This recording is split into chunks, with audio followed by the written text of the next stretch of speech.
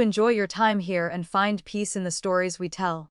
If you liked the story, don't forget to like, comment, and subscribe to support the channel. Upon returning in triumph, the emperor asked with a feigned smile, "What reward do you desire?" I prostrated myself on the ground. "This subject boldly requests that your majesty grant me a marriage." The emperor's fingertips, which had been clenched tight, loosened ever so slightly. Then he threw back his head and laughed loudly. "Very well. General Xia, whichever family's daughter or granddaughter you fancy, speak without reservation. I shall decide for you." He swept his gaze across every minister in the hall.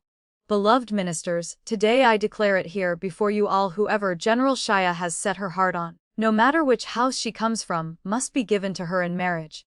Even if she desires my most brilliant crown prince, I approve." In the deathly silence that gripped the grand hall, I lifted my head, my voice crisp and clear. "This subject has fallen in love with the 7th young master of the imperial tutor's residence, Lu Kai." The teacup on the imperial desk shattered against the floor at my words. Imperial tutor Lu's body swayed, nearly collapsing where he stood. Every civil and military official in the court thought I had lost my mind. A female marquise whose merits were so extraordinary they threatened the ruler. Someone like me, who was forced to surrender her military power, sought neither the freshly crowned top scholar nor a noble heir as compensation. Instead, I chose to marry a mere concubine, born son whose birth mother was only a concubine, a sharp-tongued, quarrelsome youth whom even his legal mother could not be bothered to glance at, let alone his father. And imperial tutor Lu himself had been the fiercest in denouncing me. They had no idea I had waited 3 long years for this exact moment. The great ministers erupted in a chorus of pleas, urging the emperor to reconsider the marriage grant. They loathed the fact that a mere woman had grown powerful enough to be enfeoffed as a marquise, yet they dreaded even more the sight of a true general blinded by foolish affection. But how could the emperor possibly listen? He wished for nothing more than to watch me drown in tender affection. He feared me. I was far too terrifying. At 16, I rode to reinforce Yan Pass and sent 50,000 iron cavalry of the northern barbarians fleeing in terror. At 17, I led 2,500 black, armored soldiers in a night raid on the barbarian royal court, slaying 3,000 and capturing 30,000 alive. At 18, I annihilated the northern barbarians entirely in one decisive battle, securing 50 years of peace for Great Yin. Before my maternal grandfather breathed his last, he clutched my hand with failing strength. "Xia Ning." He called my name, his voice forced out bit by bit from the depths of his throat. I leaned close to catch his hoarse instructions. "You cannot fight any longer. If you continue, Great Yin will have to change its ruler. And you." He paused, struggling for breath, then continued, "You do not even possess half a shred of darkness in your heart. You cannot rule." I had already promised him. After I buried him, I obeyed his final wishes. Upon returning to court, I surrendered my military authority, accepted the title of Yongding Marquise, and sought a husband. The entire court waited with bated breath to see what kind of man I would choose. A newly crowned top scholar, a noble heir. I had been made Yongding Marquise, so my husband should have been a dragon among men. Yet the one I requested to marry was a concubine, born son, born of a mere concubine, holding not a single ounce of real power. His sharp tongue and bitter nature made even his legal mother, the imperial tutor's wife, too lazy to spare him a glance. They secretly speculated that my choice was merely a deliberate act to reassure the emperor's heart. But they did not want me to truly follow through. Unable to sway the emperor, they turned their persuasion on me instead. When they saw me cradling that imperial decree in my palm with reverent care, they decided I had truly gone mad. It was understandable. After suffering the humiliation of a broken engagement, and then personally wading through rivers of blood and storms of steel on the battlefield, I probably no longer remembered what a good man even looked like. A madwoman, and a female one at that, had no future left. So they quietly stepped aside whenever I passed, giving me a wide berth.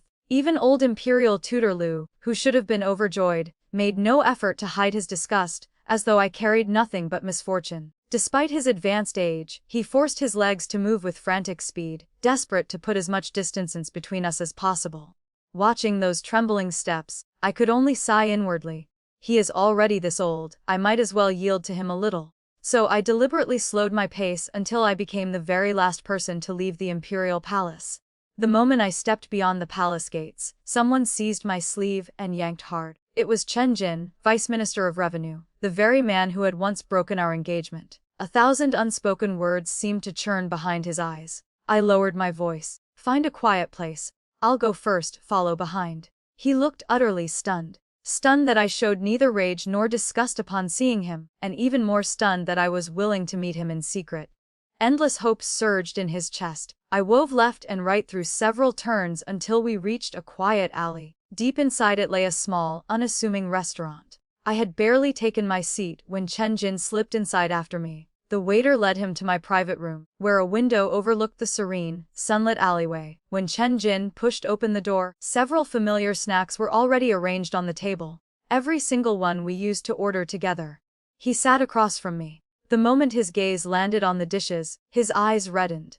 It was as if the warmth between us had never faded, yet 3 years had already passed. He picked up a few melon seeds, cracked them open with slow care, and pushed the kernels toward me, exactly like before. I gently slid the little plate back. Chen, is it really appropriate for us to be like this now? His hand froze in midair as he stared at me. Xia Ning, today when you requested a marriage grant, why didn't you ask for me? I paused. Why you? Don't you already have an engagement with the Su family? I stopped for a breath. Besides, we ended things long ago. How could we possibly begin again? He leaned forward urgently. Why not, Xia Ning? We didn't break up because I stopped loving you. My father pressured me. I was forced to break the engagement. I could not be unfilial, but I never betrayed you. In my heart, from beginning to end, there has only ever been you. For the past 3 years, I have never once gone to the Su residence to present betrothal gifts, nor have I secretly met Su Mei. That engagement was nothing but a parental command. The matchmaker's words can be annulled anytime. Moreover, the situation has changed. You can easily demand me back now. Why won't you take me? I lifted the teacup and took a small sip, secretly admiring Lu Kai in my heart. He had once told me that if I ever met Chen again, Chen would definitely spout a whole string of scumbag excuses to lure me back, to keep me from being fooled. He had even read me several reference scripts and warned me to stay vigilant. And every single line Chen had just used was exactly what Lu Kai had predicted. A heartfelt confession, helpless circumstances, every fault belonging to others, and he himself merely a victim of fate. But how could Chen not understand? No matter how moved he made himself feel, he could not change one basic truth. He had broken an engagement with one woman, become engaged to another, and now wanted to break that second engagement too. He was treating betrothals like scraps of paper he could tear up at will. What was actually being destroyed was a woman's reputation, and that woman might very well have her entire life ruined because of it. Su Mei had waited for him for 3 years. In his mouth it was lighter than dust, yet for Su Mei it might be her whole lifetime. I sighed softly, unable to keep from admiring Lu Kai's truly piercing insight. He had told me countless times, "It is precisely because I possess great fortune that heaven arranged for Chen to break the engagement with you first, letting the most precious person in my life escape a man of thin fortune and be given instead to someone true virtuous. Me." Lu Kai had also instructed me that if I ever encountered Chen, I must thank him properly. Thinking of those words, I nearly laughed out loud, but I forced myself to stay calm, keeping my expression perfectly composed. Chen. I set the teacup down and spoke slowly. It seems you've forgotten one thing. What thing? A relationship between two people can only exist and endure with mutual willingness. I continued at an even pace. Back then, we had an engagement because you agreed and I agreed. Later, when you no longer wanted it, you broke the engagement. No matter how unwilling I felt at the time, I could only accept it. His expression shifted. Right now, you might still be willing. I paused, but I do not want to. Therefore, even if you had no engagement with Su Mei, even if I had never requested a marriage grant, we could never be together again. Chen was stunned, unable to process my words for a long moment. When he finally recovered, disbelief filled his face. You don't want to. You really don't want to. For 3 years, not a single day has passed without me thinking of you. I'm sorry, I interrupted him again. You think of me as your business, your freedom. What I do is my freedom. Right now, I feel nothing for you anymore. Moreover, 3 years ago I'd already moved on. Moved on? His voice began to tremble. What do you mean? It means that after you broke the engagement with me 3 years ago, there has been someone else beside me. Someone else. His face was drained of all color. He pressed on frantically. Impossible. You're lying to me, aren't you? Terror that reached the marrow of his bones seeped into his voice. The fear of total, irrecoverable loss, as if his heart had been carved out. But every word is true. I twirled the teacup in my fingers, calm and resolute. It is Lu Kai. The reason I requested to marry him today is not a momentary impulse. The corners of my mouth curved with a trace of satisfaction. We have already been together for 3 full years. Chen Jin nearly lost his mind. How is that possible? 3 years ago, you and Lu Kai didn't even know each other. Didn't we know each other? Then let me tell you the story. Lu Kai's affection for me deserves to be known by everyone.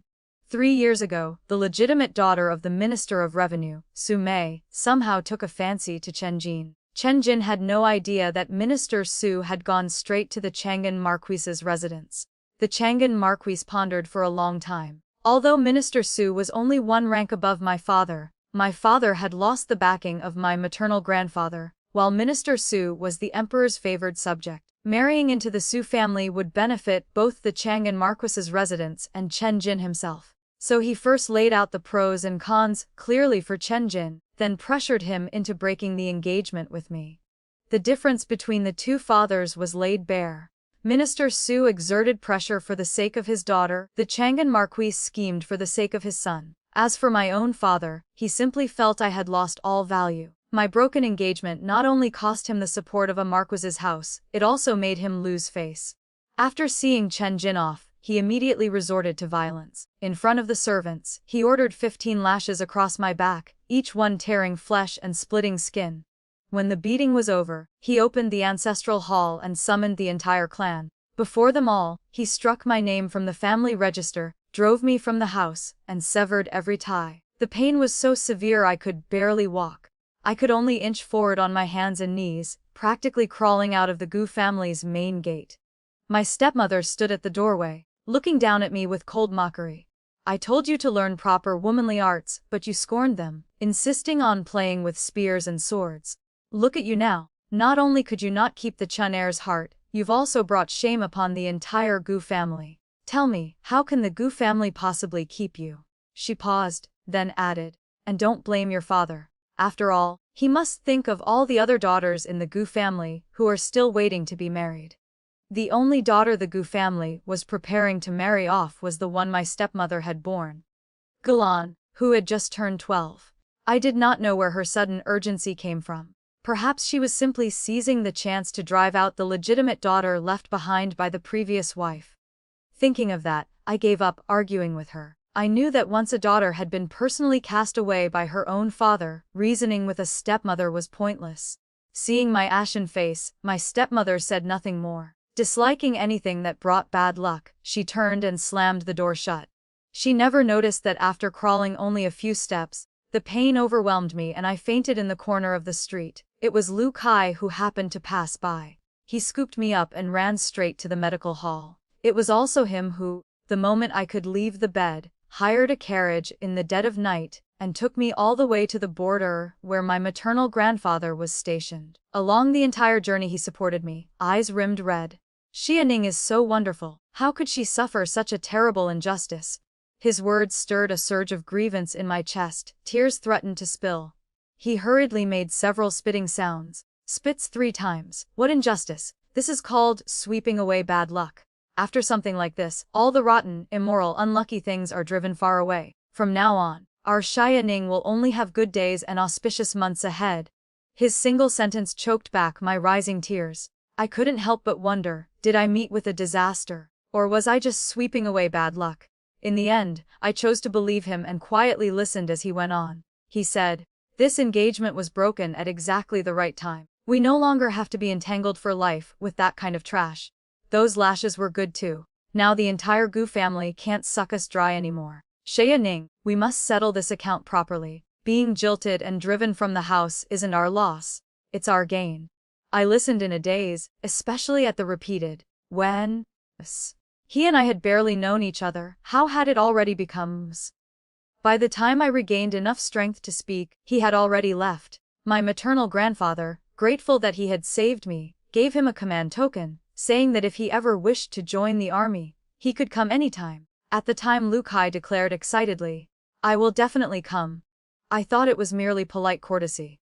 Who could have known that 3 months later, Lu Kai truly arrived? Although Imperial tutor Lu refused to allow him to enlist, he still stayed in the military camp for half a month. I showed him around the entire camp and even took him on one nighttime raid against the northern barbarians. I asked why he had come all this way. He answered, because Xianing is here. With Xianing here, how could I not come? Not only will I come, I will keep coming forever. 3 months after that, he came again. The journey from the capital to the northern border took half a month each way. For 3 whole years he traveled back and forth like clockwork, once every 3 months. He could never stay long because his mother still lived in the imperial tutor's residence. He said, "This way I betray neither my mother nor you." After recounting the past, I solemnly thanked Chen Jin for the favor of breaking our engagement. Chen Jin's fingers clenched until the knuckles turned white, his face ugly beyond words. He believed me, yet refused to believe me completely. He searched desperately for any flaw in my story. Xianing, do you truly believe Lu Kai liked you after only one meeting? At the time you were injured and could barely stand. How could he possibly like you, and like you instantly at that? Moreover, back then you liked me so much. Hearing that, I curved my lips slightly and told him another old tale. Although Lu Kai was a concubine, born son, he had never harbored any wild ambitions. Yet his legitimate older brothers loved to torment him, seizing every chance to bully and oppress him. That year, when the Ding prince's consort held a banquet, Imperial tutor Lu broke precedent and brought him along. At the feast he was first isolated, then dragged by his brothers to a secluded corner. They mocked him, shoved him, and when they kicked him to the ground, they added vicious words. That he should never have been born, that he had no right to exist in this world. He was beaten until his face was bruised and swollen, curled on the ground with almost no sound left in him. Coincidentally, that day my maternal grandfather had brought me back to the Gu residence. Upon receiving the prince's invitation, he took me along to the banquet. I had never been one to sit still. Wandering around by myself, I accidentally stumbled upon the scene. At the time my admiration for my maternal grandfather had reached its peak. I longed to emulate him as a great hero who championed justice and aided the weak. Seeing a group of boys bullying another boy, how could I endure it? Without a second word I charged in. It looked reckless, but I was confident of victory. I had trained in martial arts since childhood and practiced diligently. Compared to those who relied only on brute force, they were nowhere near my level.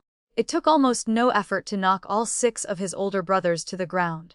Still not finished, I punched each of them in the face until every one was bruised, swollen, and disfigured. When I was done, I casually wiped the sweat from my brow, glanced once at Lu Kai lying on the ground, and turned to leave. From behind came a weak voice. "Female hero, what is your name?" I did not turn my head. I simply waved a hand and walked away, leaving neither merit nor name behind. It was that very moment that completely changed Lu Kai's view of women. In his eyes I had become a great hero descended from the heavens, the ideal every woman in the world should embody. Suppressing the pride in my heart, I said slowly, "It wasn't that he suddenly liked me. It was love at first sight, carved into his bones and heart.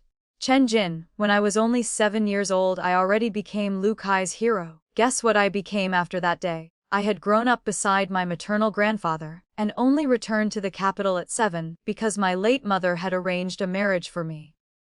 The heir of the Chang'an Marquis, Chen Jin. My father was very pleased, but that little brat Chen Jin disliked mischievous young ladies. My maternal grandfather had no choice. Under my father's relentless urging, he brought me back to the Gu residence where that stepmother waited.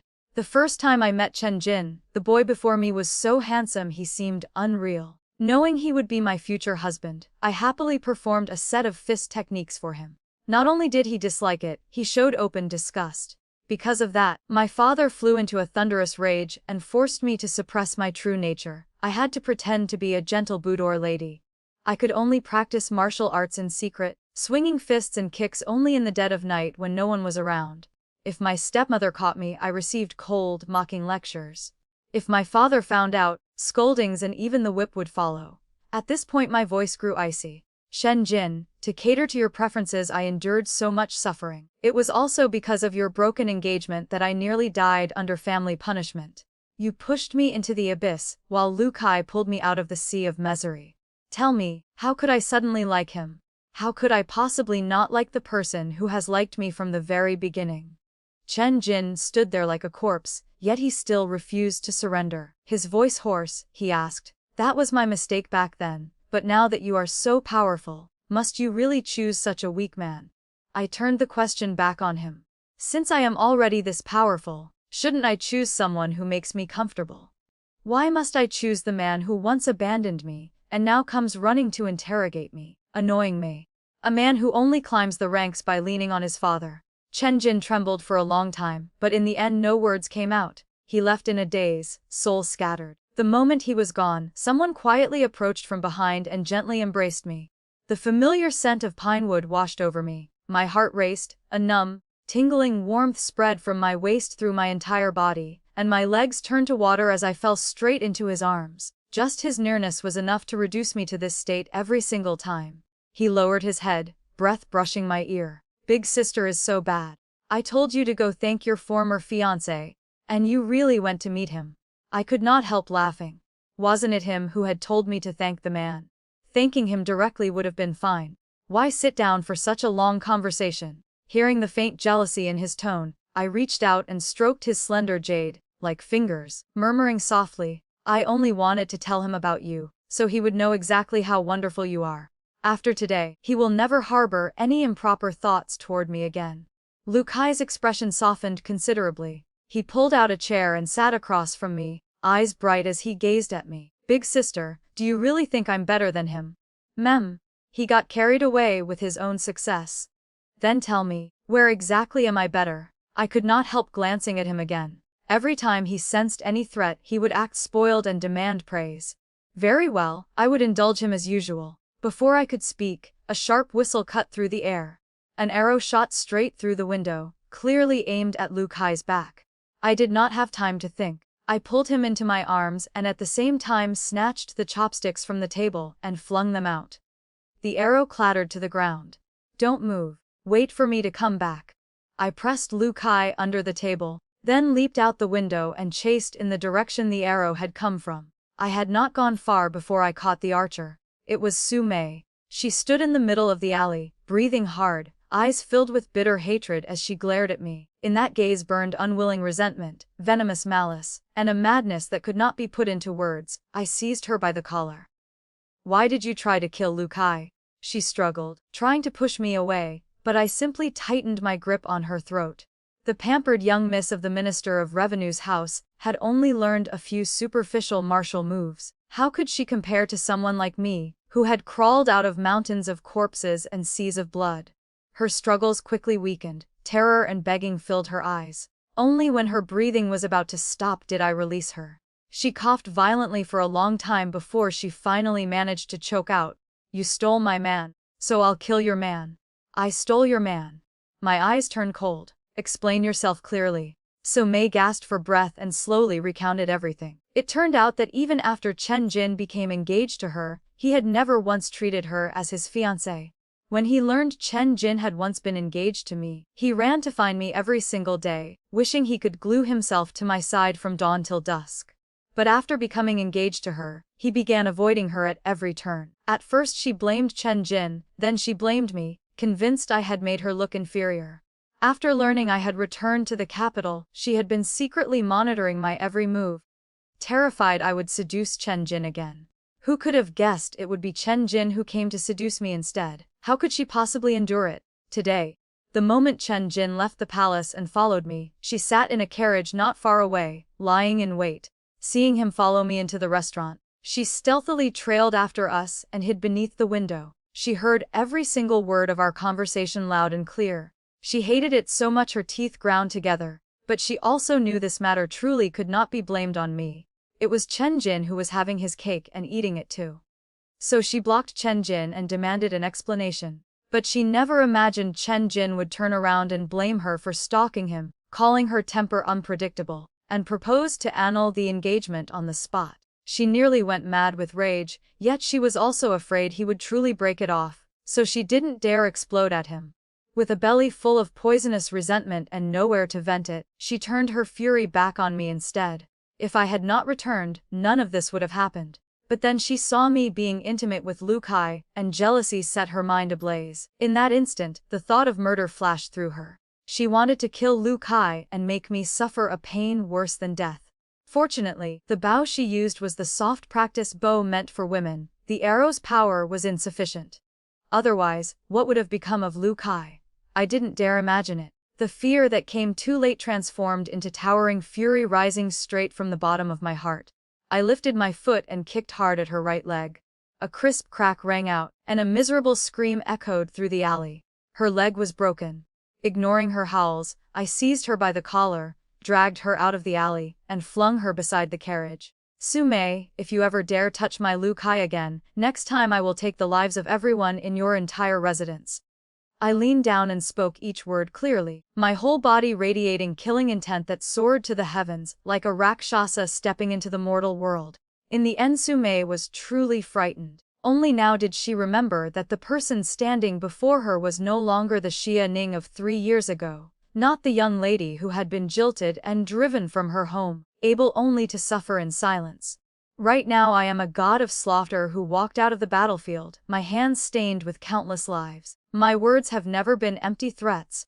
Su Mei huddled beside the carriage, trembling like a withered leaf in the wind, not even daring to cry out in pain. Her coachmen and maids had long been shaking in terror, heads lowered, not daring to look up. Thinking of Lu Kai, I no longer cared about Su Mei or any of them. I turned and strode quickly back toward the alley. The moment I stepped inside, a figure rushed over and pulled me into a full embrace. Lu Kai clung to me like a giant bear, arms and legs wrapped tightly around me, head burrowing into the crook of my neck and rubbing affectionately. Big sister, I don't need you to coax me anymore. No, I know. In your heart I am far more important than that former fiancé of yours. You even dared to beat Su Mei for my sake. Boo-hoo. This was my Lu Kai, always able to slip perfectly into any role. His mother came from an opera troupe and had raised him single-handedly. From the moment he was born, the imperial tutor's wife had treated mother and son like air, never sparing them a single glance. The imperial tutor had once considered raising this second son alongside his legitimate sons. But the first time he stepped into that small courtyard, he saw little Lu Kai learning to sing along with his mother, laughing so hard only his teeth showed and his eyes disappeared. The imperial tutor was so furious he flicked his sleeve and left, never asking about him again. The imperial tutor and his wife had given birth to 6 sons in succession. They had no intention of taking concubines and had no need to. It was only during one palace banquet, while listening to opera, that someone slipped him an aphrodisiac wine. After that, drunk and confused, he ended up in the same resting room as Lu Kai's mother, and in a haze the deed was done. Afterward the imperial tutor regretted it deeply, but had no choice but to bring the woman back to the residence. Seeing her husband bring home an opera singer, Madame Lu nearly fainted from rage. The imperial tutor had no choice but to arrange for Lu Kai's mother to live in the most remote courtyard, hoping she would live quietly and know her place. Who could have guessed that from that single encounter Lu Kai's mother would become pregnant and give birth to Lu Kai? The imperial tutor paid the second son no mind and casually named him Lu Kai, meaning the 7th child. Lu Kai's mother refused to accept it no matter what. She insisted on changing her son's name to Lu Kai, adding her own surname to his. Little Lu Kai loved the name, thinking it proved his parents' affection. Only when he grew up and learned the truth did he feel wronged for a while. But his nature was gentle. As soon as his mother taught him opera, he became happy again. His mother not only taught him the melodies but also the postures, the lines, how to tell good people from bad, and how to coax and win over the person he liked, making them spin circles around him. He learned everything perfectly, then turned around and used it all on me. I knew he was performing, but I let him make a fuss, because no matter how he acted, every little trick of his was saying that he loved me. If he didn't love me, who would be willing to perform with such wholehearted devotion? For example, right now both his arms were using so much strength it felt like he wanted to knead me straight into his body. Enduring the pain, I gently patted his back. Stop crying. Go discuss our grand wedding with your mother. Lu Kai's sobs stopped instantly. He lifted his head, his eyes sparkling as if stars had fallen into them. Big sister, you're not going to take revenge anymore. I thought you'd only marry me after finishing your revenge. Of course I'm taking revenge, but the two things don't interfere with each other. Lu Kai looked worried. The people you have to deal with come from 3 families. Do you have a plan yet? What if they join forces against you? They won't join forces, because I won't provoke them first. They will come looking for me instead. I'll deal with each one as they arrive. This was the agreement I made with the emperor when I handed over my military power. I will not actively seek trouble, but if they come to me, I absolutely will not spare them. At that time His Majesty is not allowed to show favoritism or interfere. The emperor had agreed. Although I had surrendered my military authority, the intelligence network was still in my hands. Dealing with a few small residences was more than enough. Only then did Lu Kai truly feel at ease. I was completely clueless about wedding matters, so I simply took out a large handful of silver notes and handed them to Lu Kai, letting him handle everything. He hugged the money, smiling until his eyes curved. Having a wife is truly wonderful. I must marry you in the most grand and glorious way, and in the future I will serve my lady well. As he spoke he withdrew his hand, and accidentally brushed against mine, putting on the airs of a romantic young master. Big sister, what do you think? My face instantly flushed hot. I could only stubbornly reply in a small voice, yes. He gently reminded me again and again. The wedding involves so many details and will be very busy, but just leave it all to me. Big sister only needs to secretly do the things she likes, okay? I blushed and nodded. The skills to survive really can never be abandoned. I wandered around the residence, flipping through military books and bitterly practicing fist and foot techniques. The emperor granted me a mansion as a congratulatory gift for our grand wedding. There weren't many people in the residence. To put the emperor at ease, most of the people I employed were disabled veterans who had left the army. When the Grand Eunuch came to arrange the mansion, he saw the courtyard full of crippled men. One person with only one eye was checking whether the laundry was clean. Another was sitting and cooking. Yet another dragged a wooden leg while sweeping the yard. Several of them together couldn't even assemble one complete, healthy body. In the Grand Eunuch's eyes there was a bit of pity, but even more relief. He praised me, saying the Shia Marquis's residence was kind-hearted and understood propriety. Thank you for your guidance, Eunuch. I secretly slipped a stack of banknotes into his hand. He accepted them without any change in expression and quietly tucked them into his sleeve. I have served His Majesty for many years and enjoy his deep trust. I know that for a very long time after this, I can finally have some peace and quiet. The tree wishes for calm, but the wind never stops. I originally hadn't planned to seek out those people too quickly, but they couldn't hold back. The moment they saw I had been enfeoffed as a marquise and established my own residence, they set their sights on me. The first one who couldn't endure it was Vice Minister Gu, who lived off the court's salary. When my father led a group of people charging in aggressively, my bowl of porridge was still half full. 3 years had passed, and my father was still the same Vice Minister Gu from back then. His arrogant demeanor hadn't changed in the slightest. He still looked as if he was always the one in the right. He pointed his index finger straight at my face. You rebellious daughter, stop. I set the chopsticks in my hand down on the table and drew my great saber, laying it horizontally across the table. The cold blade reflected light, and Vice Minister Gu's expression instantly froze. Someone come, bring my identity documents. I said coldly, Vice Minister Gu, please wait a moment. First, let that precious mouth of yours rest. He opened his mouth to curse at me, but I had already lifted the saber. The blade's light was too bright, dazzling to the eyes. Vice Minister Gu's hand hovered in midair, pointing at me. Lowering it was impossible. Withdrawing it was too late. Finally, after catching the icy killing intent in my eyes, he managed with difficulty to lower his hand. His face turned green then white. He watched the family servant hobble away on a cane toward the rear courtyard. The corners of his mouth twitched several times, but in the end he didn't dare utter another sound. There are always scum like this in the world. Only when you bring out the blade will they behave like proper humans. The servant took a long time but finally brought the documents. I took them and began my performance. First I casually placed it in front of Vice Minister Gu, then pointed out each section for him to see, my tone changing to one of intimacy as if receiving an honored guest from afar. Vice Minister Gu, please open your blind eyes. No, your human eyes, and look. This is the document from that year, when Vice Minister Gu expelled me from the family register and severed ties with me. The seals of the Ministry of Justice and the Ministry of Revenue are clear and unmistakable. And this is the imperial edict permitting me to enter my maternal grandfather's family register. I pushed the imperial edict a little closer to him, barely able to suppress the smile at the corner of my mouth. Vice Minister Gu, 3 years ago we already had no relationship left. You can no longer call me a rebellious daughter. Vice Minister Gu's expression shifted rapidly, finally turning pitch black. Impossible. He pointed at the document and shouted at the top of his voice, I never signed it. How can my personal seal be on it? Xie Ning, you dared to forge my seal. He trembled with agitation, as if he had finally grasped my weakness. He deliberately emphasized the last sentence, making sure everyone could hear, determined to pin the crime on me. I calmly turned my head and looked with interest at my stepmother standing beside him, her face already deathly pale with fear. No need for me to say it. Just from looking at that woman's bloodless face, Vice Minister Gu immediately understood what had happened. His eyes filled with utter disappointment. The opportunity has slipped away just like that. I'm too lazy to keep acting, I said sternly. It was this very woman. Back then, as my stepmother, she probably wanted me to get out of the Gu residence too badly.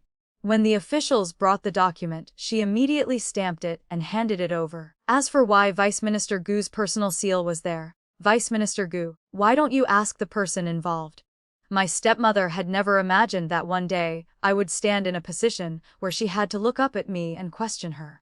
She stammered, The imposing aura around Vice Minister Gu vanished. His shoulders slumped. In the blink of an eye, thanks to this woman's merit, he had lost the blood-related pawn he could use to control me. He lost control in his rage and kicked her hard. My stepmother immediately fell to the ground, screaming miserably, but she didn't dare utter a single word in defense.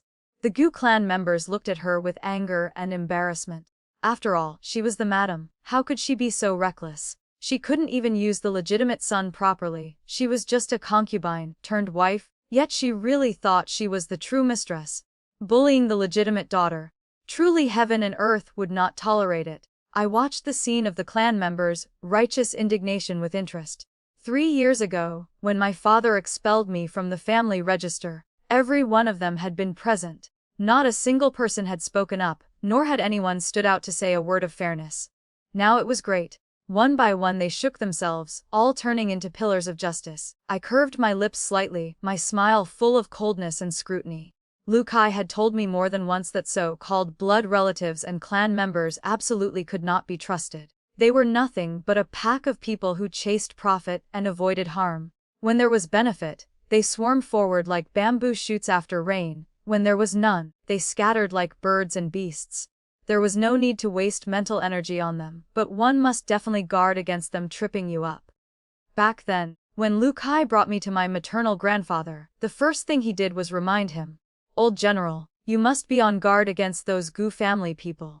Later, once Xie Ning rises, they will definitely shamelessly stick to you. Xie Ning has a pure heart and isn't good at dealing with complicated people. Once they latch on, even if they don't swallow you whole, they'll still strip off a layer. It's better to prepare early. My maternal grandfather had fully agreed. He immediately wrote a letter and had Lu Kai deliver it to the emperor, saying that out of worry that his only granddaughter would be bullied by her wolf-hearted, dog-lunged father and clan members, he couldn't even read the battle reports properly anymore. At the time, the emperor relied heavily on him. Upon hearing the news, he immediately ordered the Ministry of Revenue and the Ministry of Justice to handle the matter of severing ties between me and the Gu family together, and personally issued an imperial edict to re-establish my identity. According to that imperial edict, I became the legitimate granddaughter of old General Xie. Xie Ning from 3 years ago had already died. The one living gloriously now was Xie Ning, with not the slightest connection to the Gu family. The faces of the Gu clan members all turned ashen. Vice Minister Gu's expression changed several times. In the end, he chose to put on a compassionate face. He pretended to be heartbroken. My child, what are you saying? What do you mean we have no relationship left? Your father was only momentarily angry back then. How could I truly disown you as my daughter? Xie Ning, think back to the past. It was your father who raised you. Your father. Enough. This was the second time I cut him off. There was no longer the calmness of the first time. My voice was filled only with rage. This time I didn't call for anyone to bring evidence. Instead, I took out a list from my chest. The dowry inventory of my mother. I spread it on the table and spoke clearly, word by word, to everyone present. Raised me, Vice Minister Gu, you said you raised me. Before the age of 7 I grew up at my maternal grandfather's side. After 7, I returned to the Gu residence. All expenses during that time came from my mother's dowry. I began settling accounts with him. Until I turned 15 and returned to my maternal grandfather, I had lived in the Gu residence for a total of 8 years. Half of my mother's dowry had been spent. Vice Minister Gu, I have never understood how exactly I managed to spend all that money. In a year there was only one new set of clothes. Meals were just the common family meals in the residence. There were no other expenses whatsoever. So where exactly did those 50,000 taels of silver go? Vice Minister Gu staggered back a step, barely managing to stay upright by clutching the table. My stepmother, who had been lying on the ground, had long stopped screaming. She curled up, trembling. The Gu clan members all understood. One by one, their faces turned iron, green with fury. 50,000 taels. Yet it had been spent so extravagantly. And yet none of them had ever seen a single coin. Therefore, every one of them angrily pressed the Gu couple for answers. Vice Minister Gu opened his mouth but couldn't defend himself. He could only throw pleading glances toward me, hoping I would still remember a bit of familial affection. As for me, I lowered my head and wiped the great saber in my hand once, then again, my movements gentle to the extreme. By the Son of Heaven's decree, I am not Vice Minister Gu's daughter, nor have I ever received any favor of being raised by him. Vice Minister Gu racked his brains but couldn't find any more cards to play.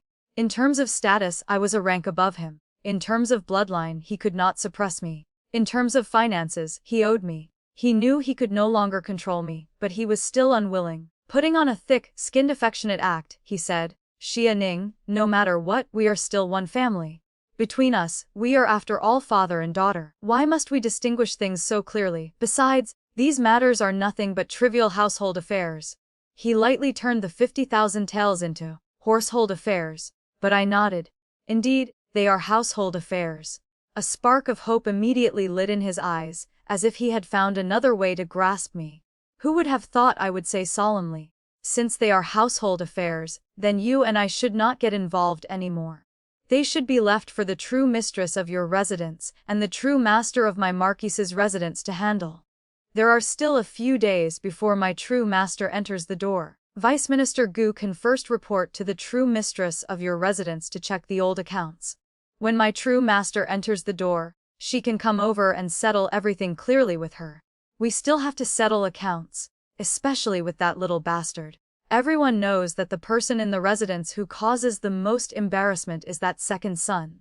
If the residence is even a few days late in issuing his monthly allowance, he can kick up a storm that shakes heaven and earth. Whoever owes him money and doesn't repay it, he can dig up your ancestors to demand the debt. His face was full of unwillingness and fury.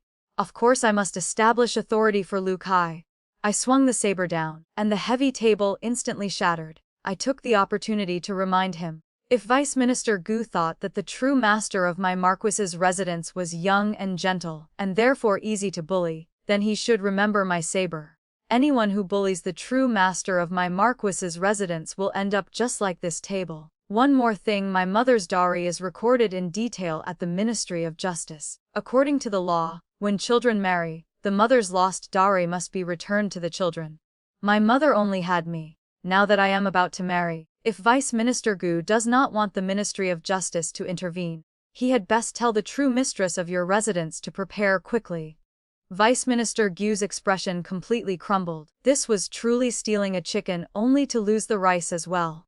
He had originally planned to use his fatherly authority to snatch back something. But not only did he snatch nothing, he even had to return what he had taken. Vice Minister Gu wanted to explode in rage. He desperately wanted to shamelessly throw a tantrum. But looking into my icy eyes and the killing intent that could not be suppressed, in the end he still had to say, I will return your mother's dowry. I will personally return it to you. Then he changed his tone and opened another direction. Xia Ning, I know in your heart you resent me, and also resent your stepmother. But your younger brother and sister are your flesh and blood siblings. They have never offended you. You cannot be too ruthless and leave them with no way out. This was him struggling in his death throes, but it truly reminded me of one thing. Therefore I said, 7 days later, this marquise can meet your 2 children once. Vice Minister Gu breathed a sigh of relief. At least in the end he had managed to tie one thread of connection. The Gu family left with ashen faces. Watching their dejected backs, I sighed. Although I had left Vice Minister Gu a path, it was not so that we could meet easily in the future, but to open the stage for the final killing blow. Father and daughter had reached this point today, all of it caused by his own hand. He skimmed, suppressed me, and still wanted me not to calculate and just endure. But I must make him understand in this world there has never been a principle that he can make me suffer and I must accept it. There is only self-inflicted consequences. Lu Kai hurriedly ran back. Xie Ning, that shameless Gu family came again. Are you all right? He looked me up and down, confirming I was unharmed before finally breathing a sigh of relief. Then he took out a gift and gave it to me. Xie Ning, this is something I specially ordered for you. I originally planned to give it to you on our wedding day, but I thought if Vice Minister Gu dared to put on airs again and bully you relying on your soft heart, then you could take it out. It would remind yourself and also remind him. What could remind me not to soften my heart? I opened the box. Inside was a whip. I took the whip out and examined it carefully. It was even more terrifying than the whip my father had once used to beat me. This one even had reverse barbs. Lu Kai said. Xie Ning, use it for revenge. I said to him sincerely, thank you. The moment he heard that, Lu Kai immediately became unhappy. Pouting, he said, you still say thank you to me. I've told you so many times. There's no need to say thank you to me. I immediately apologized. I'm sorry. I was wrong. This matter. He didn't know how many times we had argued about it. He kept repeating to me that husband and wife are one body. Whatever he did for me was essentially doing it for himself, so I didn't need to thank him. I knew he truly thought that way, but I followed a different truth, one more in line with human nature. Back then, when my father spent my mother's money, at first he had also felt grateful. But my mother always said there was no need to thank her. Over time, he not only stopped feeling grateful but took it for granted. Great kindness bred an ungrateful wretch.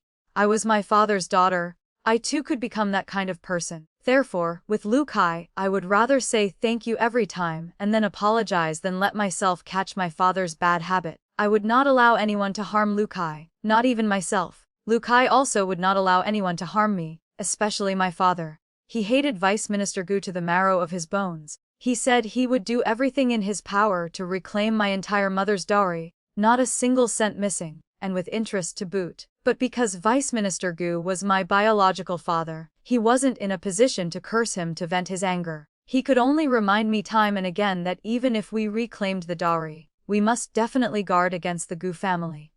People like them only looked at profit and forgot pain. Once they discovered there was still benefit to be gained, they would think of every way to latch on again, until I was once more left penniless, before they would let go. He told me to be extremely careful. With the Gu family, it was best to beat them every time we met. Only by making them hurt every single time was there a chance to beat back their greed. I agreed with Lu Kai and at the same time instructed the intelligence network to investigate the Gu family in detail, down to every big and small matter.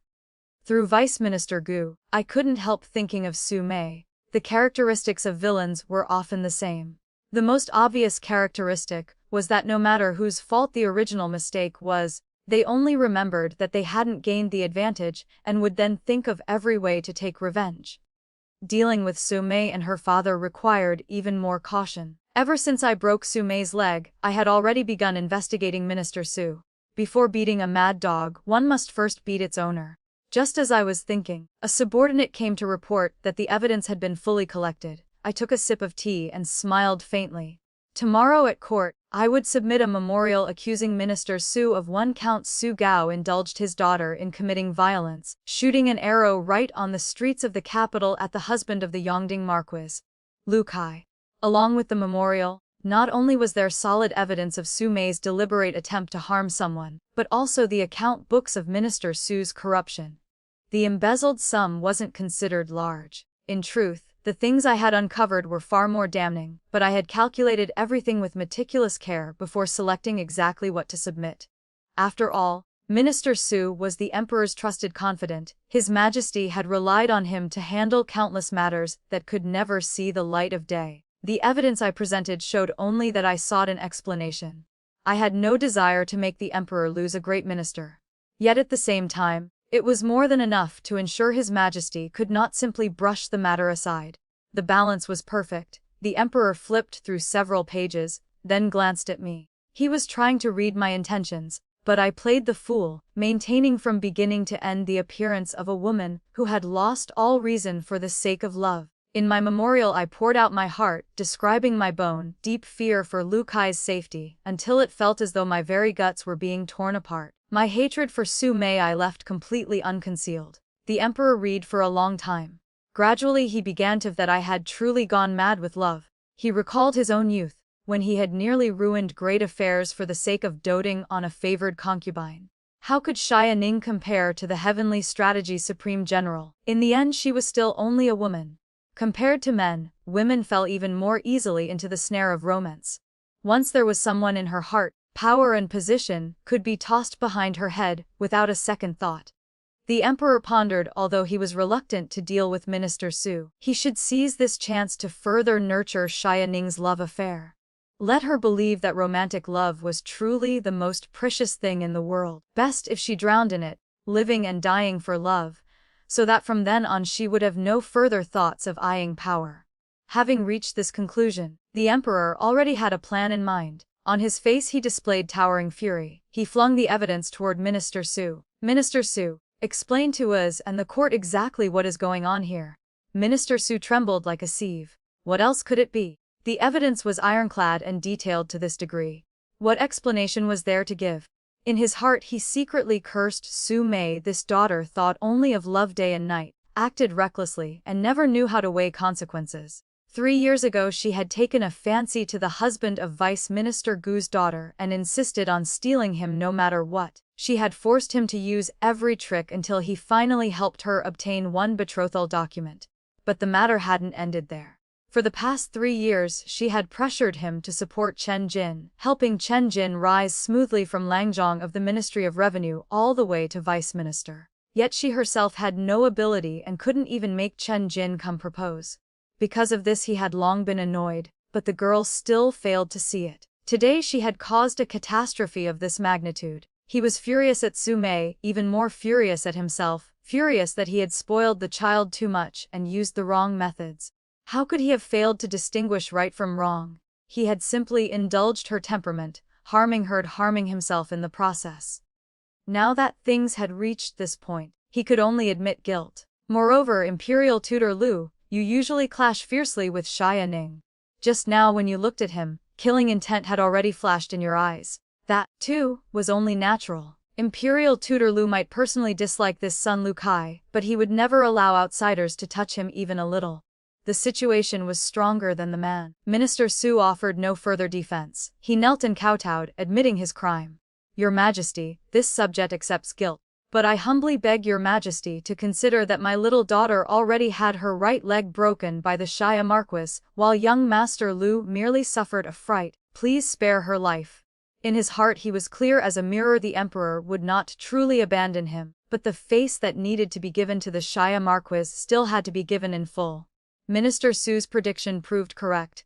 After inquiring about my wishes, the Emperor first demoted Minister Su for the crime of indulging his daughter in violence, reducing him from minister to vice minister. As for Su Mei, she was sentenced to 3 years of house arrest. When I left the palace, Imperial Tutor Lu hurried after me. His expression strained, he spoke awkwardly. I never expected you to protect him. I nodded. That is only natural. I will not allow anyone to harm Lu Kai. I glanced at him, my voice striking the ground like a hammer. Including you. Imperial Tutor Lu could no longer restrain himself. He roared in fury. What use is your protection? He spends every day whining and spouting nonsense, unable to accomplish a single proper task, nothing but soft mud that refuses to stand no matter how you prop it up. Before he finished speaking, my hand moved. I swung my fist straight at his nose, stopping only an inch away from landing a crushing blow. Imperial Tutor Lu squeezed his eyes shut in terror, waiting for death. Only then did I suddenly come to my senses. He was Lu Kai's father. I reluctantly withdrew my fist and tossed out coldly. Indeed, a dog's mouth cannot spit out ivory. Imperial Tutor Lu's face flushed crimson with rage, but he did not dare curse further. When my killing intent surged, even ghosts would tremble. And I was also afraid that if I remained any longer I truly would lose control, so I turned and strode away quickly. Yet from the sound of footsteps behind me, it seemed Imperial Tutor Lu was still following. I didn't know whether those fake legs of his could keep pace. The moment I stepped out of the palace gates, I saw Lu Kai waiting for me. I ran over. He immediately stepped forward and asked, "How was today? Did anyone make things difficult for you? Has the Emperor punished Minister Su yet?" "He has. Minister Su has been demoted to Vice Minister Su, and Su Mei is under house arrest for 3 years. I said, full of pride. Lu Kai felt honored by association. 3 years may not be long, but think about it. By the time our children learn to call father and mother, Su Mei will still be locked inside. Isn't that satisfying? You really know how to dream beautifully." A cold voice suddenly rang out behind us. "You see your own father and don't even call out once, yet you dream that your children will call you father. Keep dreaming." It was Imperial Tutor Lu. He had truly caught up. Lu Kai stood facing me. He had clearly seen his father trailing behind me from the start, yet he smiled and lied. "Father, sorry. I really didn't notice father was here too."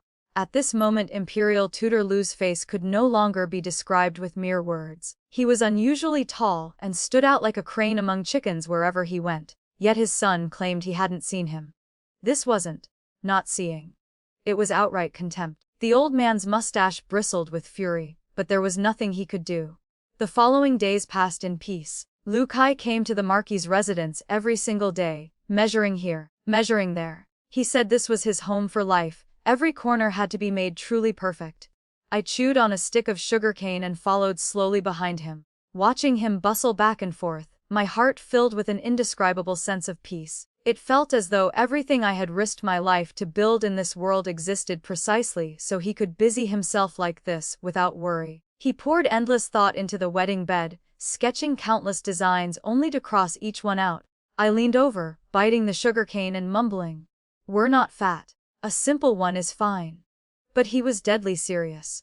"We're not fat, but what if our daughter wants to sleep with us? What if our son sees his sister on the bed and demands to join? And when the third child sees the older siblings crowding on and wants to climb up too? What then?" I listened in stunned silence. He wasn't building a wedding bed. He was planning an entire family and deciding how many children we would have. Before, I had only thought that having him beside me was enough. I had never considered any of this. I handed him the half-eaten sugarcane. "Then how many do you want? My health is good, I can give birth to several without fear. But we still need a number so we can plan ahead. If we have them one after another too quickly, I'm afraid I'll care for this one and neglect that one." Adults might not notice, but a neglected child, even if unintentional, will remember it for life. Children are extremely sensitive. They must be raised with wholehearted devotion. Lu Kai took the sugarcane, bit off a piece, chewed, and let the sweet juice soak his throat. He narrowed his eyes, looking utterly content. "Let's have one first and see. If it's good, one is enough. If not, throw it away and have a second." "What?" I stood frozen for half a day, unable to recover. Was this something a human would say? Seeing my expression, he chuckled. "Just teasing you." He bit another piece, chewed thoughtfully, then grew serious again. "Xia Ning, you decide this. However many you give birth to, I'll raise however many. Changing diapers, cooking, teaching them to roll over, to crawl, to speak, to walk, to recognize characters. I'll do it all." Although I didn't fully understand the details of raising children, I felt he was going overboard. I reminded him, "Lu Kai, don't forget, I am the Yongding Marquis, a marquis with 1,000 households. Wet nurses, maids, nannies. Every one of our children will have everything provided. I can afford to raise all those people. You only need to be their father, you don't have to do everything yourself." He was stunned, then burst out laughing. "That's right, I'm marrying a marquis with 1,000 households." Only now did he truly seem to understand the life he was about to live. It was a life of abundance that even his own father could not match. And unlike his father's stinginess, I was perfectly willing to let him spend freely. Suddenly he clasped his hands together and held them out before me, asking with utmost seriousness, "Marquis Xia, how much monthly allowance do you intend to give me?" I found it both amusing and helpless. "Are you stupid? You are the true master and steward of my marquis's residence, in charge of the central treasury. It's not me giving you money, it's you who will decide the spending budget for the entire household." Lu Kai froze. After a long moment he suddenly shouted, "I am the true master. I am in charge." I smiled as I watched his wild joy. He really was about to take charge. Only after he had made enough noise did I withdraw my smile and say gravely, "Lu Kai, only great virtue can carry great weight. You must hold yourself steady." Excessive enthusiasm easily breeds frivolity. Once frivolous, demonic thoughts will seize the chance to slip in, tempting you to waste money on gambling, brothels, being cheated, being robbed, or making reckless donations. Lu Kai immediately clapped a hand over his mouth. After a long time he bowed deeply. "Thank you, Marquise, for your guidance." I waved my hand. It's a small matter, but this was no small matter. It was the greatest one of all. Truly loving someone does not mean indulging his every whim. True affection is teaching him the rules of this world so he becomes a person who understands reason. Only then can he walk freely among mortals without being led astray by emotions, desires, or fleeting impulses, only to commit one foolish act after another. Only then can he truly enjoy blessings and avoid disaster. Lu Kai had told me many opera scripts before. After hearing so many, I discovered they truly harmed people. Because they always preached that if someone loves you, they must do this and that for you. It made my scalp tingle. That wasn't love. It was simply using the name of love to find a convenient servant who would obey every wish. I had corrected Lu Kai's thinking many times. He said he understood, because his mother had performed countless such tragic plays. That was why I felt at ease. But when it came to concrete matters, I still had to remind him. Only that was truly being responsible for him. True love is something that can withstand the erosion of time. But if one indulges greed, anger, foolishness, and the wild impulses of human nature in the name of love, it only leads people down a dead-end road. Fortunately, both of us could accept words that were hard to hear yet capable of keeping us from straying. We both bore the responsibility to remind the other at any moment, ready to reach out and pull the other back, because we would hold hands and walk through this life together. I had arranged to meet Vice Minister Gu in 7 days to see his 2 children. Who could have guessed that on the night of the 6th day, they would come looking for me first? Lu Kai reminded me. I've already looked into that pair of children from Vice Minister Gu. They were raised rather naively. They believe the entire world is filled with good people, especially that their parents are exceptionally good. Big sister should prepare yourself first, so their foolish words don't provoke you later. I nodded. I immediately chose the meeting place to be deep inside that quiet, secluded little restaurant in the alley. It was peaceful there. Convenient for scolding people. The restaurant had actually been opened by Lu Kai. It was his private property, extremely discreet. Even Imperial Tutor Lu and his mother knew nothing about it. He had once joked that if one day his assets were confiscated, this restaurant would be his life-saving escape route. Now the place was often used by me to handle private affairs, a hidden, quiet spot with few passers-by. On the surface it only sold a few small snacks, like a modest workshop, occasionally entertaining a few regular guests who preferred tranquility. This time I didn't choose a seat near the window but an extremely secluded corner. The 2 children were quickly brought before me. Not long after their birth mother passed away, Vice Minister Gu had remarried. Less than half a year later, the stepmother gave birth to a pair of dragon and phoenix twins. Vice Minister Gu was overjoyed. He personally raised the son in his own room and left the daughter to the stepmother. When I returned to the residence at 7, I had been placed in a remote courtyard. Unless it was a major festival, I almost never saw them.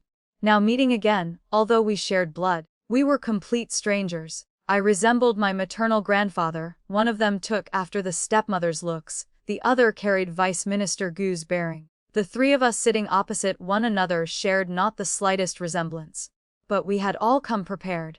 I held the winning hand, while they wore faces full of pity, exactly as my inquiries had described. 2 little white flowers, pampered in the palms of villains, raised to be pure and innocent. Gu Zihong spoke first. "Big sister, today we came to find you behind father's back. Actually, it's because little sister said big sister is a hero and deserves a chance to correct her mistakes." "Correct her mistakes?" Gulan nodded, her voice gentle. "Big sister, I know it's hard for you, but after all you are the daughter of a concubine. When marrying, making father spend so much of the dowry. I'm afraid it's a bit greedy. Big brother begged for me, so he agreed to come persuade big sister together with me." The 2 nodded in unison. "Originally tomorrow big sister was supposed to come to the residence to meet us, but we heard father invited not only the clan leader, but also the Empress. They plan to convict Big Sister. Although it is true Big Sister has faults, we hope Big Sister will repent soon. Go before Father and Kouto to admit your wrongs. That way your reputation can be preserved, and the Empress will not punish you either. The Empress.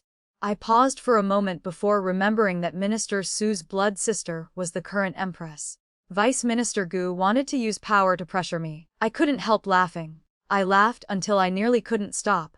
What exactly was Vice Minister Gu thinking? Even the Emperor would not dare act this way. My maternal grandfather had called Vice Minister Gu a pure villain, but I felt that wasn't accurate. More precisely, he was both stupid and evil. But first I should deal with these two little white flowers. They were thrown into confusion by my laughter, eyes full of panic. They probably thought I had gone mad. I truly admired Vice Minister Gu and his wife. Spending so much effort raising children. Were they trying to raise them this stupid? Even if raised to be black-hearted like them, they could still survive. But this level of stupidity. Wasn't this raising children with no path left to live? I refused to follow their train of thought and asked instead, your father's name is Gu Qing, your mother's name is Ju Ti, and my mother's name is Xiaoyan, correct?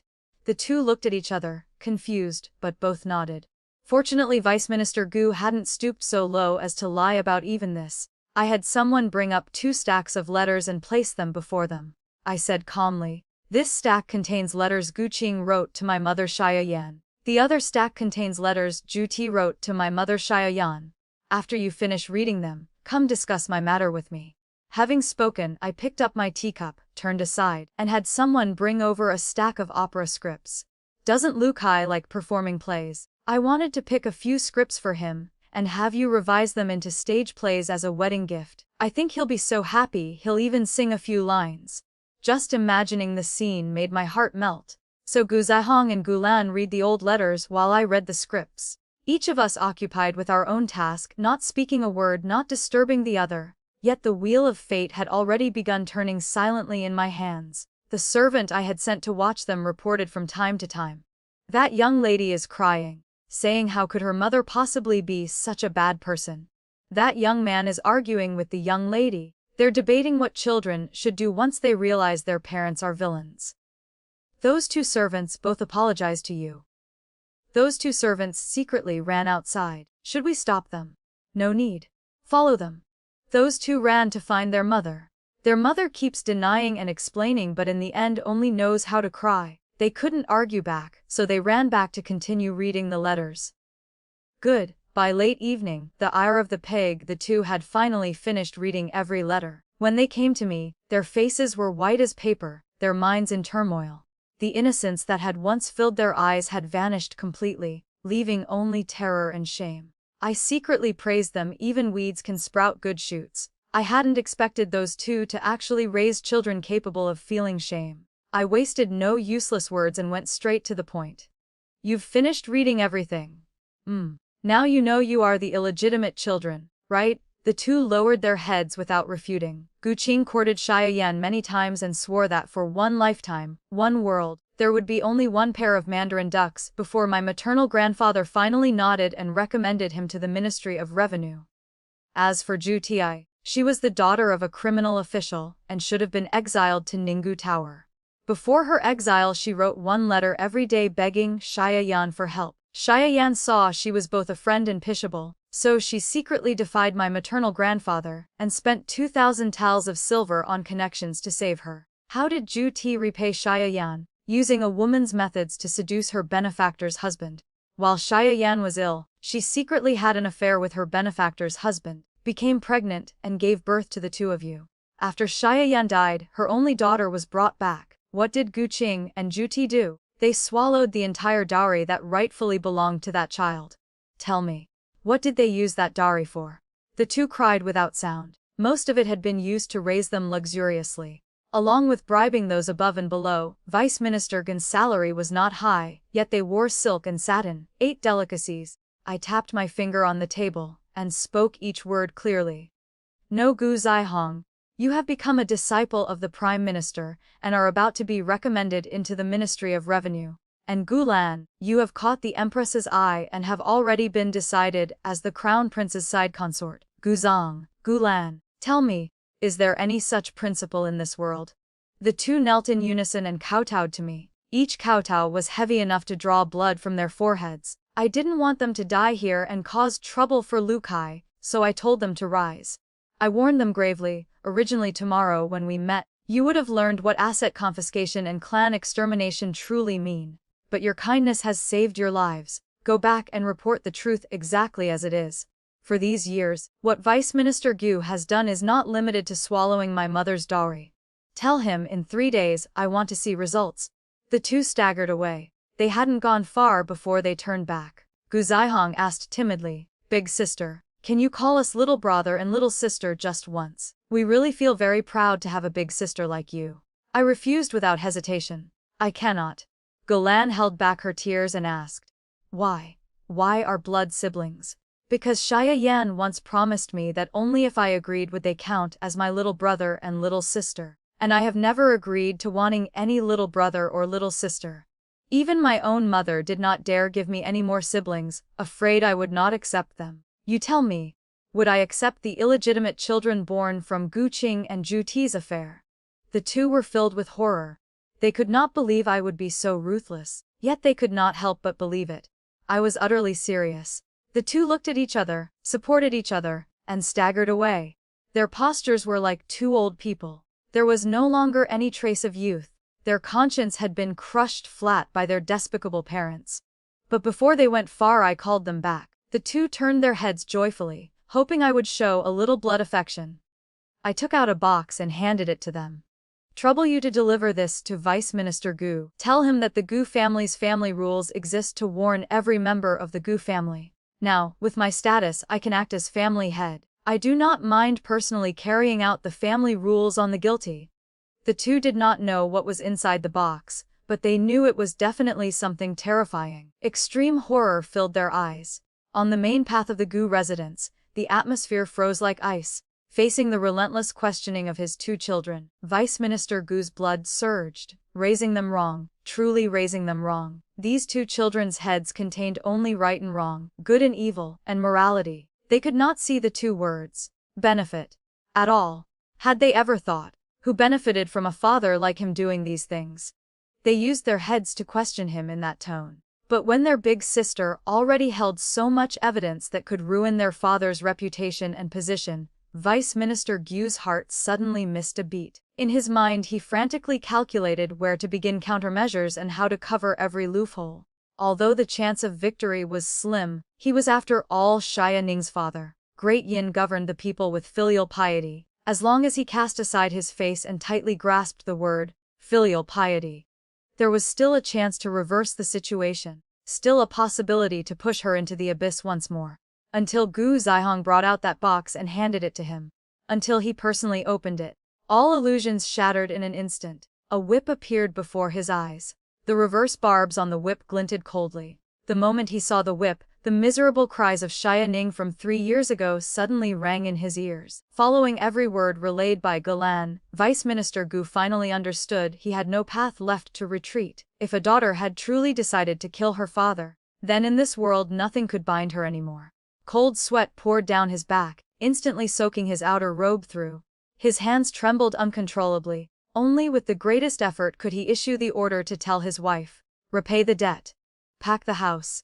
Pack to go where? The two children exchanged a glance. Neither dared to ask aloud. The same dread rose in both their eyes. Were their beautiful days truly about to end? 3 days later, the Gu residents sent over a banknote for 100,000 taels.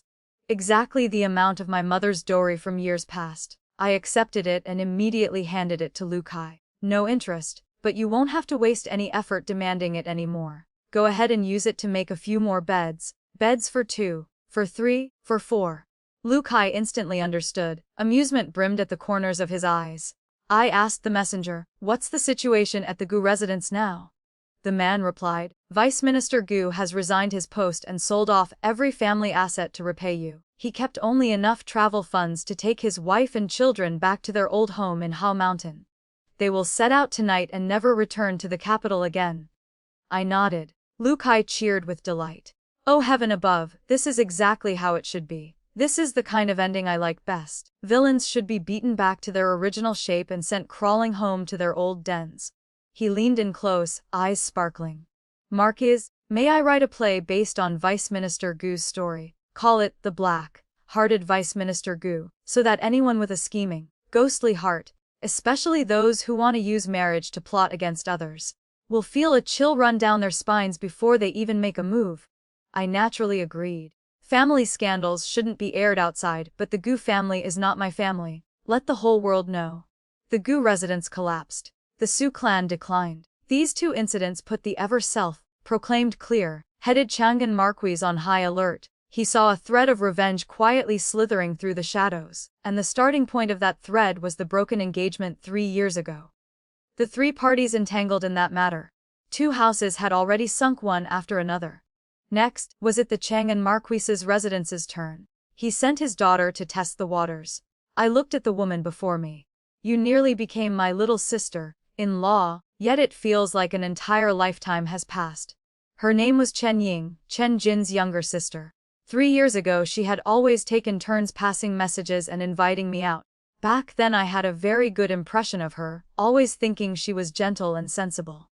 Now she was a married woman with a husband and had become a mother, stepping into a new chapter of life. I had become a marquise, standing in a place she could never reach in her lifetime. Sister Xianing, she called intimately.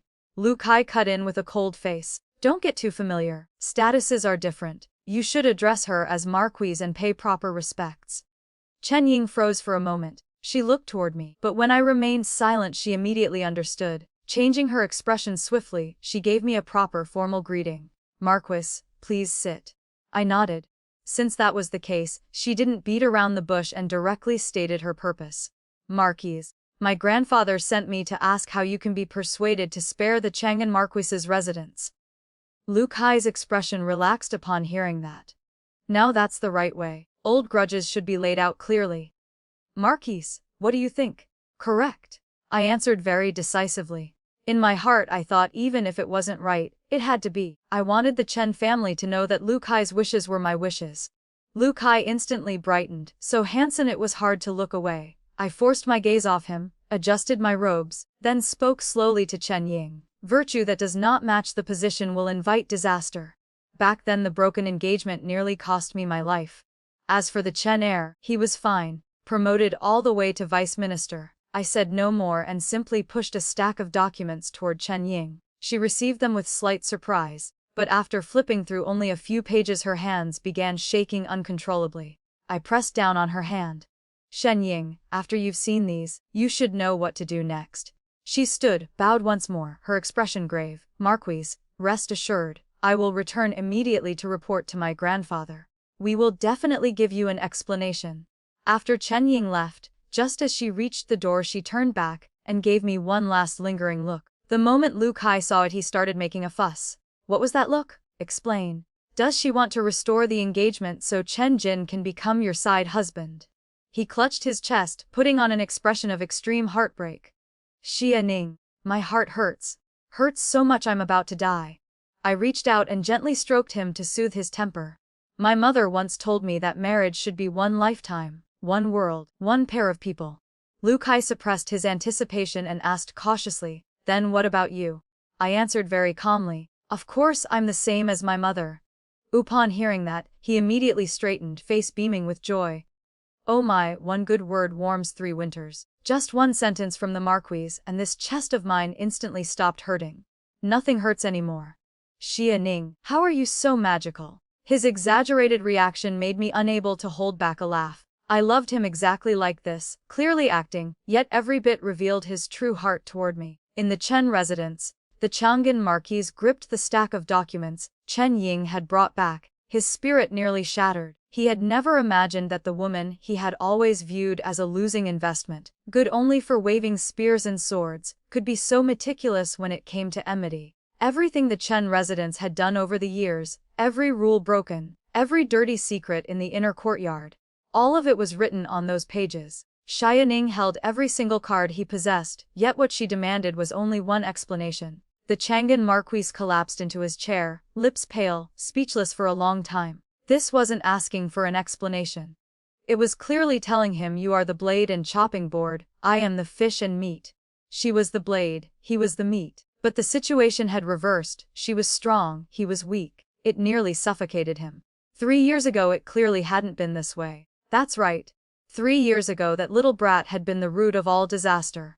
Someone come. Tell Chen Jin to get in here.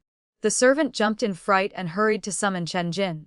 Recently, because of the words I had spoken, Chen Jin had often been dazed and lost, as though awakened yet still not fully awake. I had told him that in our relationship, the initiative had never belonged solely to him. It wasn't that he could stay when he wanted to stay, leave when he wanted to leave, reconcile when he wanted to reconcile. Whether to continue or not, he and I had equal rights to decide. 3 years ago he broke the engagement without asking my opinion. 3 years later I abandoned him without asking him. He muttered to himself over and over, "Can a woman really do that? How could she treat me like this? How dare she?" He couldn't figure it out no matter how hard he thought. When the servant came to deliver the message, he still followed in a daze. Upon meeting the Chang'an Marquis, his mouth was still muttering those same words. The Chang'an Marquis roared in fury, "You truly have no brain. Is Xia Ning the kind of woman in the inner courtyard who can only live by relying on men? In just 3 years she has risen to stand shoulder to shoulder with your father. A woman like that. You dared to betray her, dared to break the engagement with her." Chen Jin was scolded into a daze. Looking at the Chang'an Marquis, his voice hoarse, he said, "Father, 3 years ago wasn't it you who forced me to break the engagement? I never wanted to. I liked her. I always." Before he finished, the Chang'an Marquis kicked him in the chest, sending him tumbling to the ground. "Rebellious son. 3 years ago you went looking for her every single day, couldn't you see what kind of person she was? If you had even a shred of insight into people, you should have stopped me, told me not to provoke someone like that. Do you know, if you had any brains, 3 years ago you would have realized that meeting her in this life was the pinnacle of your existence. Betraying her means from now on you will only slide downward step by step." "Downward?" Chen Jin lifted his head, face bewildered. "Why downward, father? I'm already a vice minister now, and I'm about to be promoted further." The Chang'an Marquis snatched the stack of documents and slammed it straight into his face. "You yourself requested an external posting." Chen Jin flipped page after page. His face gradually paled until finally he collapsed to the ground in despair. So betraying her not only meant future marriages would never be as he wished. He could only reluctantly marry someone inferior to her. Even his official career would regress. Ha ha ha. His laughter was utterly miserable, more terrifying than crying. That laughter echoed for a long time over the Chen residence. Only a few days later came the news that Vice Minister Chen had been reassigned to an external post. Lu Kai was so happy he ate an extra half bowl of rice. He lowered his voice mysteriously. "I heard he's not allowed to return to the capital for 10 years. That's basically the same as exile." I picked up a chopstick of food for him. "Look how happy you are. Eat a bit more." He leaned even closer, voice carrying a trace of schadenfreude. "Also, do you know about Su Mei? After her father broke her leg, she can't even stand now." I pretended ignorance. "Really? Isn't her father the one who loves her most? He even got demoted for protecting her. A dog will always go back to eating shit." Lu Kai laughed coldly. "The emperor sentenced her to 3 years of house arrest, yet she was clever, secretly slipped out and tried to seduce someone already engaged. This time it was the crown prince." He said it with a touch of emotion in his voice. "She begged the crown prince to give her the side consort position.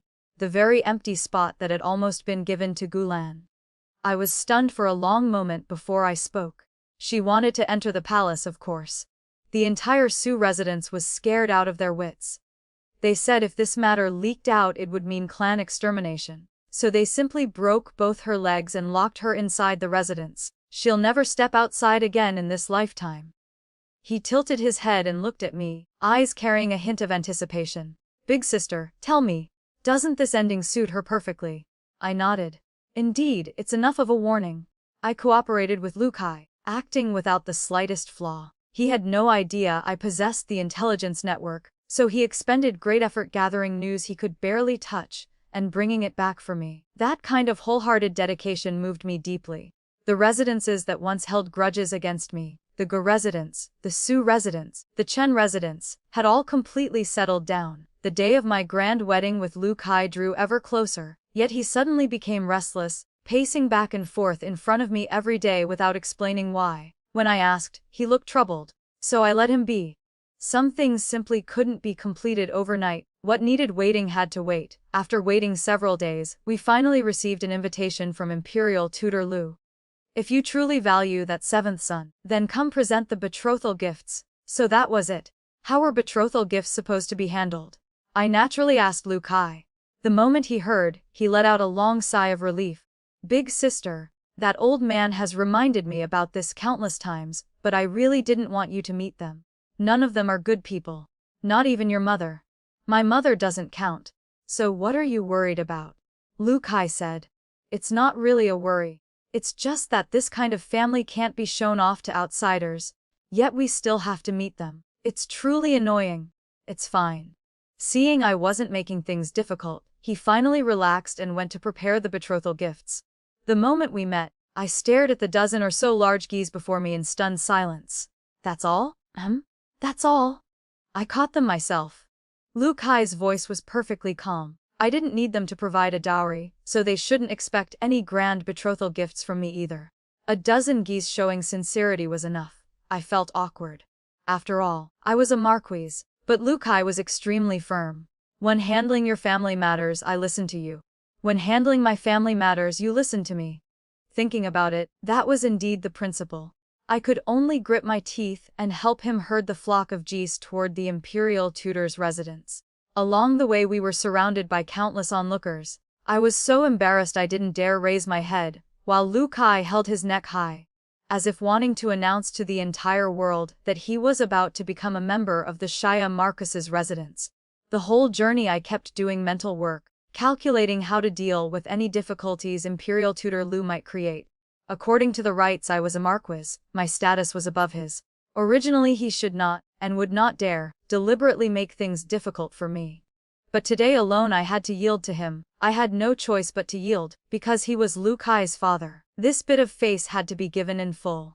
As for the Imperial Tutor's wife, I could guess even less. She had always been cold toward Lu Kai and his mother, yet had never truly mistreated them. When we met later, what attitude would she take toward me? If she put on the airs of a mother-in-law issuing commands, how should I respond? In terms of combat strength, she was completely no match for me. But this wasn't a battlefield, strength couldn't solve it.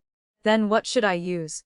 Prejudice. Difficult. They weren't clear enemies, and my understanding of them came almost entirely from Lu Kai's sparse words. But the way they treated him might not be the same as the way they would treat me. After all, my status, position, and ability were all laid out there. If they truly wanted to make things difficult, how should I respond? I thought the entire way yet couldn't come up with a perfect solution. Just as I was deep in calculation, I looked up. The Lu residence was right before my eyes. I collected myself and followed Lu Kai inside. The truth proved I had overthought everything. Imperial Tutor Lu and his wife truly wanted to make things difficult for me, but their own sons simply wouldn't allow it. In the hall there were 6 faces that looked vaguely familiar, yet gave off an indescribable strangeness. I paused for a moment. These were the 6 little devils who had chased and beaten Lu Kai years ago. Looking at them now, grown up, with proper, upright appearances and seemingly gentle, kind expressions, I couldn't help pulling Lu Kai over again and again, lowering my voice to ask, "What's wrong with your eldest brother? The way he looks at me is like looking at a ferocious beast. What about your second brother?" I only frowned once. Why is he shaking like that? Is your third brother physically weak? The moment I tried to hand him a teacup, his hand shook so badly he couldn't hold it. What about your fourth brother? I only asked for directions and he rushed to lead the way. Does your fifth brother have facial paralysis? I spoke to him politely and his whole face kept twitching. And your sixth brother? Look, the moment I mentioned him he hid behind a pillar. The 6 young masters had all become officials in the 6 ministries, each with achievements. Yet right now, in my eyes, every single one of them looked bizarre. The imperial tutor and his wife sat in the upper seats, their faces even stiffer. The moment they opened their mouths to speak, before they could finish a sentence the 6 sons took turns rushing forward. Some advised, some blocked, some mediated. As long as there was the slightest chance to obstruct my marriage with Lu Kai, they united to remove the obstacle.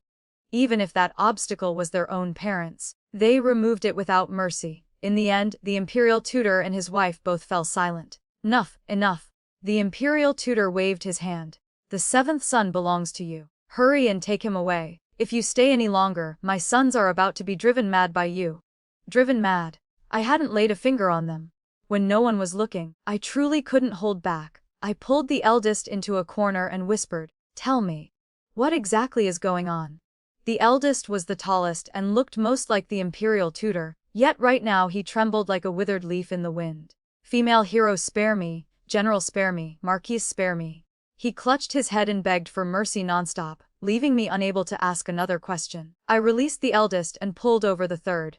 The reaction was almost identical. What on earth happened? When Imperial Tutor Lu finally led all 7 sons into the ancestral hall to pay respects to the ancestors, only the Imperial Tutor's wife and I remained in the hall. She answered my question with a sigh.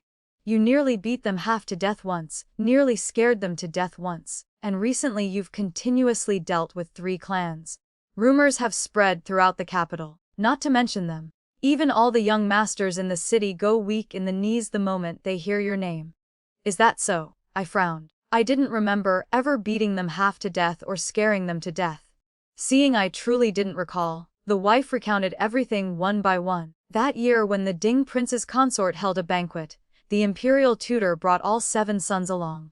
They left jumping for joy, they returned carried back on stretchers. Every single one was barely breathing.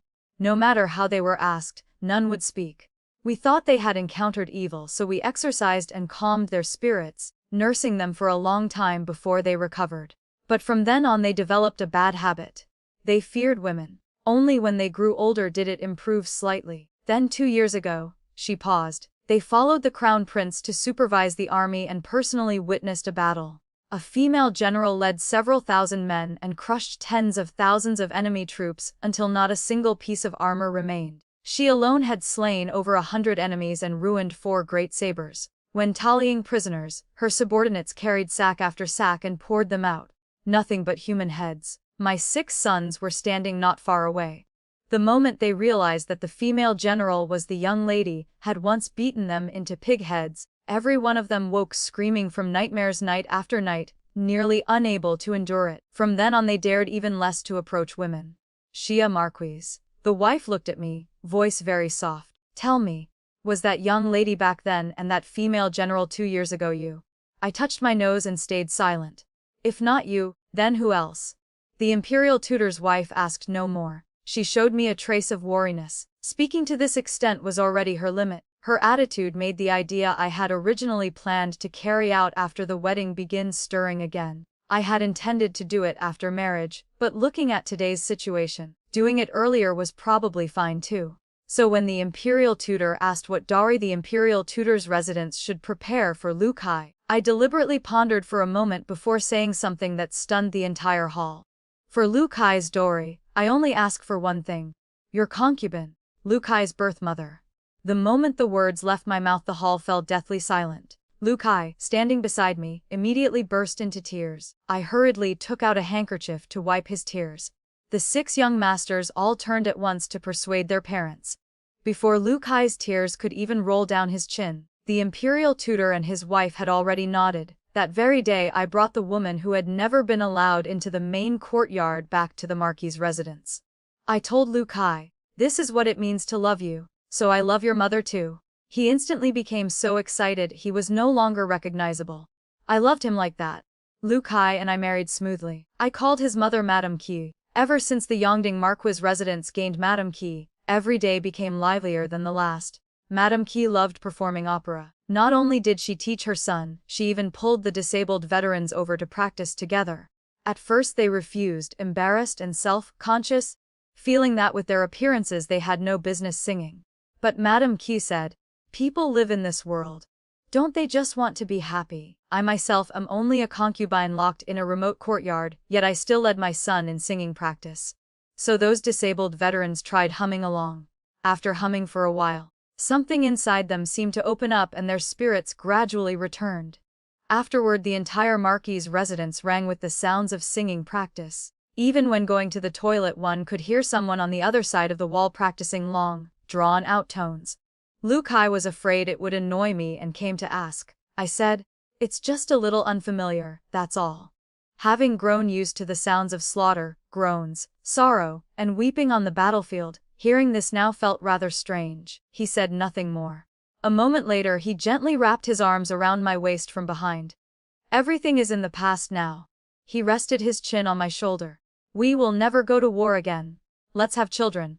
My face instantly flushed red like a boiled shrimp. The emperor learned of this and specially summoned me. "Xia Ning, I hear you no longer wish to fight and have turned your marquis' residence into an opera troupe.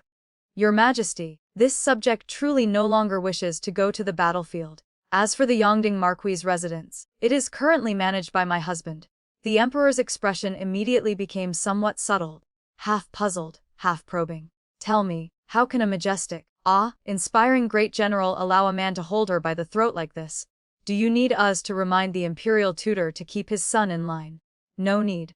My voice was calm. "This subject feels very good this way. Lu Kai has nothing in his hands, the marquis' residence is his home. If even inside his own home he cannot live comfortably and do the things he likes, then what exactly did he gain by marrying this subject?" The emperor was slightly stunned. Then, as if realizing something, he nodded. "That's true. Actually our harem is quite chaotic too. Every day someone is secretly cooking in small kitchens, sewing clothes, or writing scripts on the sly. Even the empress, as long as she doesn't go overboard, we turn a blind eye. If they were truly locked in the harem with nothing to do, they would have gone mad from boredom long ago. This proves that your Majesty is not only a wise ruler, but also a good husband." The emperor gave a bitter smile. "These concubines of ours have been entrusted to use for life, revolving entirely around our thoughts. Thinking about it, it really isn't easy. It was hard enough to find a little personal pleasure. Let them do as they wish. Your Majesty is benevolent." I rarely praised the emperor like this. The moment the words left my mouth I saw his face redden slightly, clearly very pleased. But the emperor quickly realized something was off. He had been led by the nose for several steps. He collected himself and turned the spearhead toward me. "Xia Ning, you are the marquis of 1,000 households, personally enfeoffed by use. According to the law you may enjoy 3 husbands and 4 consorts. After your grand wedding, if you set your eyes on anyone, just say the word. We will grant you a few more satisfactory side husbands." Upon hearing that I immediately knelt and kowtowed, begging for mercy.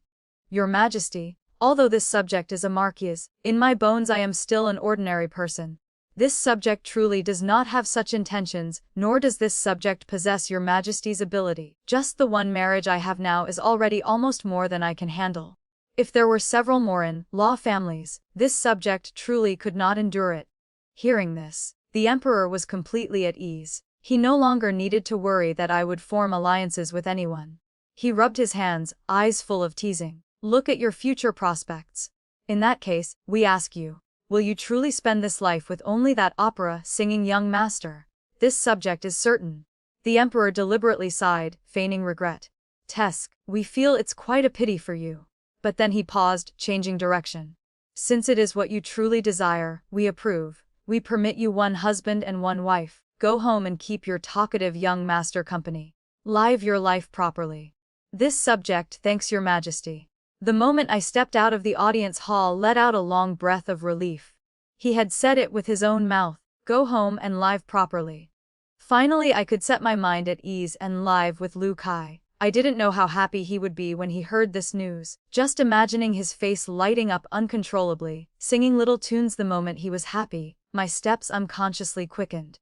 I only wanted to see him happy. The emperor stared at the memorial on the desk for a long time, unable to calm himself. Xia Ning, this 1,000-year rarity of a woman. Her open, brilliant achievements, her domineering spirit that swept across the land, were absolutely not something an ordinary woman could attain. Even with a heart as deep as a sea of blood it would be difficult to create such a spectacle. She was born a star of war, a heaven-sent commander.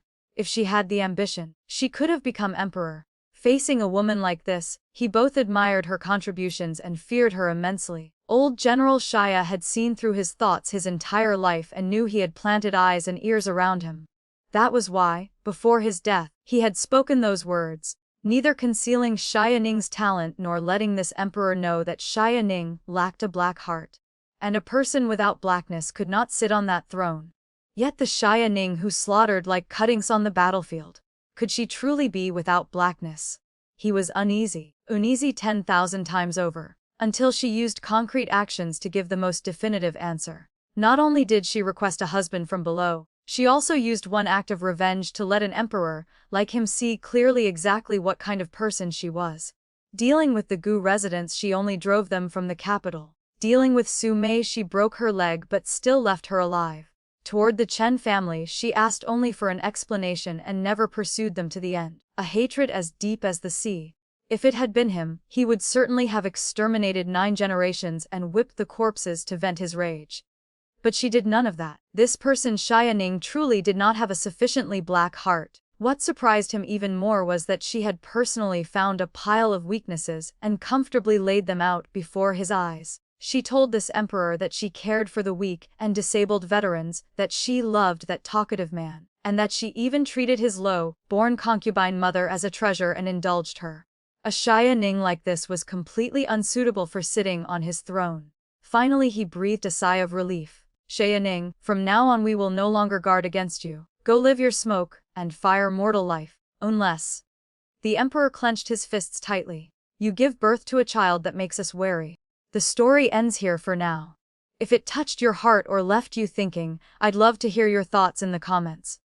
Please like, subscribe, and share Raccoon Tale to help more stories come to life. See you in the next tale.